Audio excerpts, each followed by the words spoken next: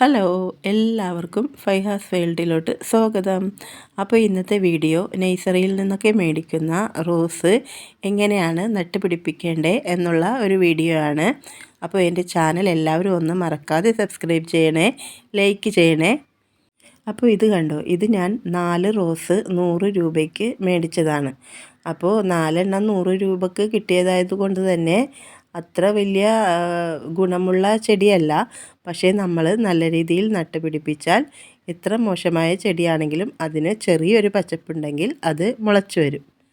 അപ്പോൾ ഇതുപോലെയുള്ള ചെടികൾ മുളച്ച് കിട്ടാനായിട്ട് നമ്മൾ പ്രധാനമായും ശ്രദ്ധിക്കേണ്ടത് നഴ്സറിയിൽ നിന്ന് കിട്ടിയ ഈ ചെടിയുടെ ഈ മണ്ണ് കണ്ടില്ലേ, ഇത് വളരെ കട്ട കൂടിയ ഒരു മണ്ണാണ്. അപ്പോൾ ഇത് നമ്മൾ ഇതിൻ്റെ വേരൊന്നും പോവാതെ ഇളക്കി മാറ്റണം. അപ്പോൾ അതിനായിട്ട് ഇതുപോലെ ഒരു പാത്രത്തിൽ വെള്ളം എടുത്തിട്ട് കവർ നീക്കം ചെയ്ത് അതിലോട്ട് വെച്ച് കൊടുത്താൽ മതിയാവും.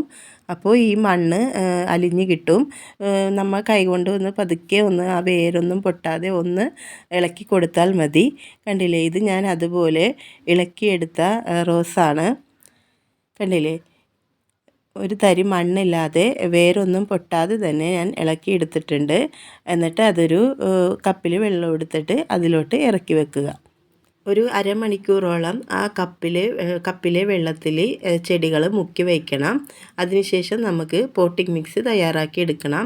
ഇത് ഞാൻ പ്രത്യേകിച്ചൊന്നും ചേർത്തിട്ടില്ല. മണ്ണും കുറച്ച് ചാണകപ്പൊടിയും മാത്രമേ ഞാനിതിൽ മിക്സ് ചെയ്തിട്ടുള്ളൂ. വേര് പിടിച്ച് കിട്ടിയതിന് ശേഷം വളങ്ങളൊക്കെ ഇട്ട് കൊടുക്കാം. ഞാനിപ്പോൾ ചട്ടിയിലോട്ട് കുറച്ച് മണ്ണ് ഇട്ട് കൊടുത്തിട്ടുണ്ട്.